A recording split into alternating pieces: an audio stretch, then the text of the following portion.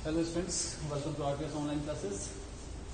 तो स्टूडेंट, हम लोग का चैप्टर 7 चल रहा था और हम लोग फैक्टराइजेशन को समझ चुके थे कि कैसे फैक्टराइजेशन होता है, कैसे हम मोनोमियल एक्सप्रेशन बाइनोमियल एक्सप्रेशंस को फैक्टराइज करते हैं। तो स्टूडेंट, कुछ उससे रिलेटेड कुछ क्वेश्चंस हैं हमारे पास। आई होप कि आप लोग का 7-8 आसानी से सॉल्व हुआ होगा। यहाँ पर कुछ क्वेश्चंस है, इस क्वेश्चंस को हम लोग देखेंगे और अगर किसी भी स्टूडेंट को कहीं डाउट हुआ है तो उसको ये डिस्कस करके देख लेंगे। तो लाइक हमारे पास पहला क्वेश्चन है, पहला क्वेश्चन हमारे पास है 9x³ - 6x² + 12x। तो यहाँ क्वेश्चन राइट डाउन कर देते हैं।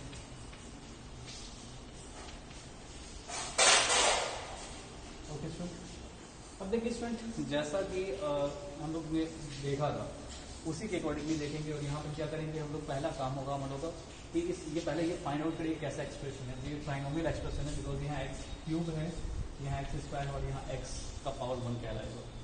तो चूंकि ये ट्राइनोमियल एक्सप्रेशन है तो सबसे पहला काम होगा हमारा कि हम इसमें एक HCF ढूंढें और HCF क्या आएगा वो चेक करते हैं। तो 9, 6 और 12 का अगर हम HCF निकालते हैं तो हमें ऑफकोर्स कितना आ जाएगा, 3 आ जाएगा। क्या आ जाएगा हमारे पास, 3 आ जाएगा हमारा। किसका HCF, 9 का, 6 का और 12 का HCF कितना आ जाएगा, 3। फिर आते हैं हम लोग वेरिएबल वाले टर्म में। x³ है, x² है और x है। तो इसमें मैंने बताया था HCF क्या होता है, जो लोएस्ट पावर वाला होता है। तो 3x हमारा क्या हो जाएगा, मतलब x जो है वो लोएस्ट पावर होगा, x⁴, x⁴, x⁴ में। तो सबसे जो लोएस्ट पावर वाला कौन होगा, x⁴ तो इसे हम लोगों ने HCF के तौर पर निकाल दिया। तो this is the common term. अब इस कॉमन टर्म से, इस HCF से हम इसके सभी टर्म्स को डिवाइड करेंगे। तो जब इससे हम इसको डिवाइड करते हैं तो 3 से 3 जो 9 आएगा और यहाँ x है और यहाँ x³ है। तो इसका मतलब यहाँ क्या आ जाएगा, x², क्योंकि x को x² से मल्टीप्लाई करेंगे तो x³ होगा। अब देखिए स्टूडेंट, माइनस है, देखिए माइनस दे दिया हम लोगों ने। यहाँ 3x है, यहाँ 6x² है। तो 3 को 2 से करेंगे तो 6 आएगा और यहाँ x है तो 3 to 6x हो गया। और जैसे ही x लगा देंगे तो यहाँ क्या आ जाएगा, 6x² आ जाएगा स्टूडेंट। ओके, अब आगे बढ़ते हैं। अब यहाँ पर हमारे पास क्या दिया हुआ है, प्लस। तो प्लस दे दिया हम लोगों ने। अब यहाँ 3 है और यहाँ 12 है। 3 4 12 हो जाएगा और 12x ऑलरेडी आ जाएगा। This is the solution of this question and that is the answer. बहुत आसान था, आई होप आप लोग समझ में आ गया होगा, ईजी है। ये हमारा क्वेश्चन नंबर 1 का सॉल्यूशन था। अब सॉल्यूशन 2 देखते हैं हम लोग। हमारे पास क्वेश्चन क्या है, -5 - 10t + 20t²। ओके स्टूडेंट, तो सबसे पहला काम क्या होगा स्टूडेंट, यहाँ मैंने बोला था कि इससे पहले एक ऑर्डर में लिखते हैं। तो हम लोग क्या करेंगे, इसे डिक्रीजिंग ऑर्डर में लिखते हैं। और डिक्रीजिंग ऑर्डर में लिखने का मतलब क्या हो जाएगा, ये हो जाएगा 20t² - 10t - 5। क्योंकि इसके पहले बिफोर प्लस का साइन था तो प्लस लगा दिया, जिसके बिफोर जो साइन था वो हम लोगों ने लगा दिया हुआ है।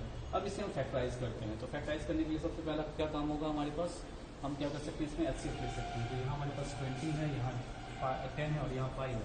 जब इसका HCF निकालते हैं तो हमें क्या मिलेगा, 5 मिलेगा। ओके स्टूडेंट, अब यहाँ t² है और यहाँ t है। ओके स्टूडेंट, और कुछ है हमारे पास, और कुछ भी नहीं दिख रहा हमारे पास। तो हम क्या ले सकते हैं, तो ऑफकोर्स की बात है कि और हमारे पास कुछ नहीं, क्योंकि इस दोनों में t तो आ रहा है बट इसमें t नहीं है। इट मीन्स तीनों टर्म में कोई कॉमन वेरिएबल नहीं है। इसका आंसर हमारा 5 ही क्या होगा, HCF के तौर पे होगा। और उसके बाद हम क्या करेंगे, इसे क्या लिख सकते हैं, तो इसे लिखेंगे 4 टाइम्स 5 से इसको डिवाइड करेंगे, मतलब HCF से हर टर्म को डिवाइड करेंगे और देखते हैं कितना आता है, 40² - 2t - 1। Okay student, and that is the answer. ये क्या जाएगा, हमारा आंसर आ जाएगा। एनी प्रॉब्लम स्टूडेंट, नो ना। अब चलिए स्टूडेंट, लास्ट क्वेश्चन है हमारे पास, क्वेश्चन नंबर 3। क्वेश्चन है हमारे पास ax प्लस, इसका सॉल्यूशन देख रहे हैं हम लोग। ax प्लस by का whole square plus bx minus ay का होल स्क्वायर। ओके स्टूडेंट, तो देखिए इसे कैसे सॉल्व करते हैं स्टूडेंट। जब इसे सॉल्व करने की बात आएगी तो देखिए ये इसे a और इसे b मान लें, इसे a और इसे b मान लें। तो ये क्या हो जाएगा हमारे पास, यहाँ पर हो जाएगा a² + b² + 2 × a into B. Okay student, अब यहाँ पे प्लस, अब ये a माइनस बी का होल स्क्वायर है, इसे लिखेंगे a square plus B square minus 2 into a into B. Okay student, अब देखिए इसके ब्रैकेट को हटाते हैं, यहाँ क्या आएगा a square X square plus B square Y square plus, अब यहाँ देखिए इसे हम लोग अगर टर्म बाय लिखें तो 2ax by लिख सकते हैं, ए बी एक्स वाई मतलब 2a भी हो गया, और plus B square X square plus A square Y square minus 2ab X Y लिख सकते हैं, हो सकता है इसमें। अब देखिए यहाँ पर कुछ कॉमन दिख रहा है हम लोग को, यहाँ 2ab एक्स वाई, यहाँ भी 2ab एक्स वाई, यहाँ प्लस यहाँ माइनस, ये कैंसिल हो गया। अब हमारे पास क्या आ गया ए स्क्वायर एक्स स्क्वायर। अब देखिए एक्स स्क्वायर वाला और कोई टर्म है तो ये है, तो इसे हम लोग लिख देते हैं यहाँ पे plus B square X square. अब यहाँ देखिए plus B square Y square है, और यहाँ ए स्क्वायर, तो पहले ए स्क्वायर वाले को लिख देते हैं, थोड़ा सा कम बस, पहले ए स्क्वायर वाले को लिख दिया ए स्क्वायर वाई स्क्वायर, और फिर इसे लिख देते हैं हम लोग A square Y square. Any problem student? नहीं। अब देखिए ये दोनों और इस दोनों का ग्रुप बना दिया हम लोगों ने, इस दोनों में क्या है एक्स स्क्वायर कॉमन, तो यहाँ क्या आ जाएगा ए स्क्वायर प्लस बी स्क्वायर, और यहाँ क्या आ जाएगा, यहाँ पर वाई स्क्वायर कॉमन आ जा रहा है, तो यहाँ पर भी क्या आ गया A square plus B square.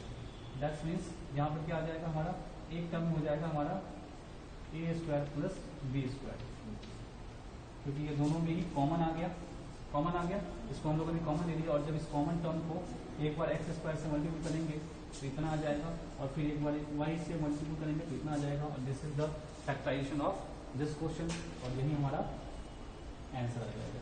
I hope आप लोगों को समझ में आया होगा, आप चेक कर सकते हैं, बहुत आसान सा था, एंड आई होप आप लोग को सॉल्व देखिए मिलाइए, इसका आंसर आ जाएगा। फिर हम लोग अपने टॉपिक को आगे बढ़ाते हैं।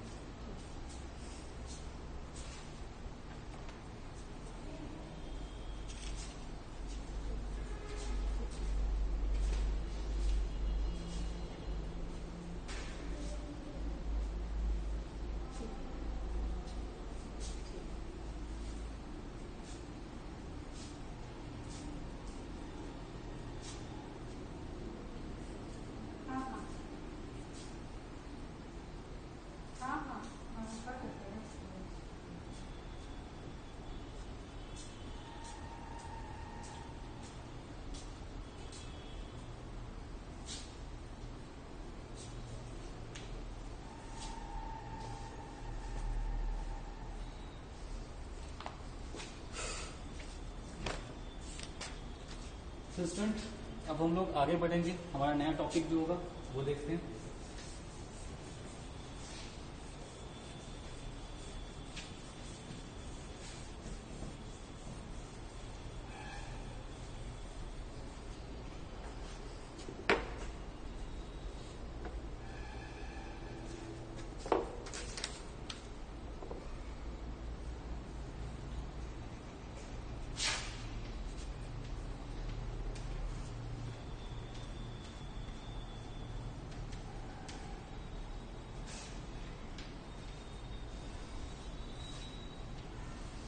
अब देखिए स्टूडेंट, जो हमारा न्यू एक्सरसाइज है वो टोटली डिपेंड होगा इस फॉर्मूले पे, जो कि आप लोगों ने पढ़ा होगा ए स्क्वायर माइनस बी स्क्वायर का फॉर्मूला क्या होता है, ए प्लस बी इंटू ए माइनस बी। तो यहाँ पर हम लोग को फैक्टराइजेशन करना होगा जब हमारे पास दो स्क्वायर का डिफरेंस दिया होगा। ये दो स्क्वायर है, मतलब दो अलजेब्रिक एक्सप्रेशन होगा जिसके स्क्वायर का डिफरेंस दिया होगा, और फिर हमें क्या करना होगा, फैक्टराइजेशन करना होगा। काफ़ी इजी चैप्टर है, काफ़ी आसान रहेगा, आपको काफ़ी मजा आएगा इस एक्सरसाइज का बनाएंगे आप। तो यहाँ पर कुछ एग्जांपल्स हैं हमारे पास, उस एग्जांपल्स को देखते हैं। और देखिए इससे पहले जो है हम लोगों ने एचसीएफ निकाला था, एचसीएफ निकाल करके बनाया था, बट यहाँ पर हम लोग को अब टोटली फॉर्मूला बेस्ड बनाना होगा, ठीक है। और जब आपके पास एग्जाम में क्वेश्चन आता है, कॉम्बाइंड क्वेश्चन आएगा, कोई भी हो सकता है, कोई किसी फॉर्मूला पे जा सकता है, कोई एचसीएफ मतलब HCF निकाल के बनाने वाला होगा। तो वो आपको जितना प्रैक्टिस करेंगे तब आपको ऑलरेडी रियलाइज हो जाएगा कि किस क्वेश्चन को हम फैक्टराइजेशन HCF निकाल के बनाएंगे और किसे फॉर्मूला पर ले जाएंगे। ठीक है, वो आपके प्रैक्टिस पर डिपेंड करता है। तो हमारे पास कुछ क्वेश्चन है, उस क्वेश्चन को हम लोग देखते हैं। लाइक हमारे पास कुछ क्वेश्चंस हैं, उसमें फर्स्ट क्वेश्चन हम लोग देखते हैं। हमारे पास पहला क्वेश्चन है 64 माइनस एक्स स्क्वायर।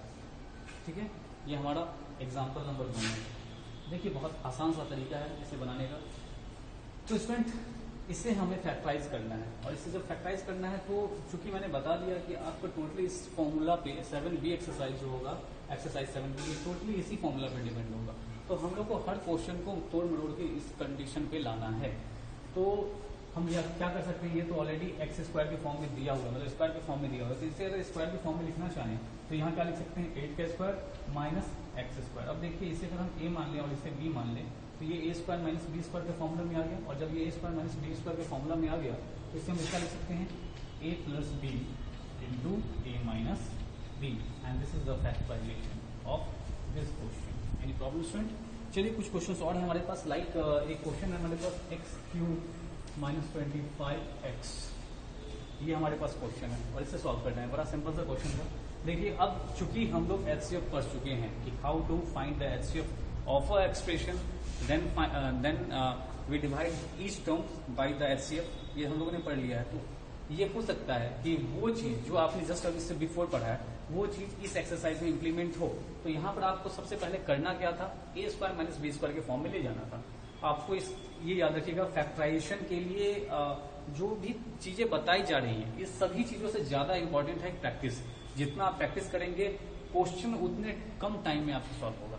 इसलिए हर क्वेश्चन को, इस एक्सरसाइज को 2 टाइम्स बनाइएगा, क्योंकि जितना एक्सरसाइज होगा उतना दिमाग आपका उतना फास्ट चलेगा। ठीक है, ऐसा नहीं है कि आप सीधा मतलब आप ये चाहते हैं कि क्वेश्चन को देखें, जैसे सर देख रहे हैं क्वेश्चन को सॉल्व कर दे रहे हैं तो किसी फॉर्मूले पे, तो इसके लिए आपको मोर से मोर प्रैक्टिस करने की जरूरत है। अब देखिए क्वेश्चन, इस क्वेश्चन को चूंकि मैंने बता दिया है कि अभी हम 7b के लिए जा रहे हैं और 7b में इसी फॉर्मूले पे ले जाना है, तो हम इस क्वेश्चन को इसी तरह से सोचेंगे। और जब इस क्वेश्चन को इस तरह से सोचेंगे तो हमें यहाँ एक्स स्क्वायर चाहिए था, बट यहाँ पर क्या दिया हुआ है, हमारे पास एक्स क्यूब दिया हुआ है। तो यहाँ पर क्या करना होगा, हमें इसे एक्स स्क्वायर लाने के लिए क्या करना होगा, इसमें से एक एक्स हटाना पड़ेगा। और ये कर सकते हैं या नहीं कर सकते हैं वो देखते हैं। तो यहाँ पर हमारे पास एक बाइनोमियल एक्सप्रेशन है, बाइनोमियल, क्योंकि दोनों ही टर्म अलग अलग है, अनलाइक है, इसलिए बाइनोमियल एक्सप्रेशन हुआ।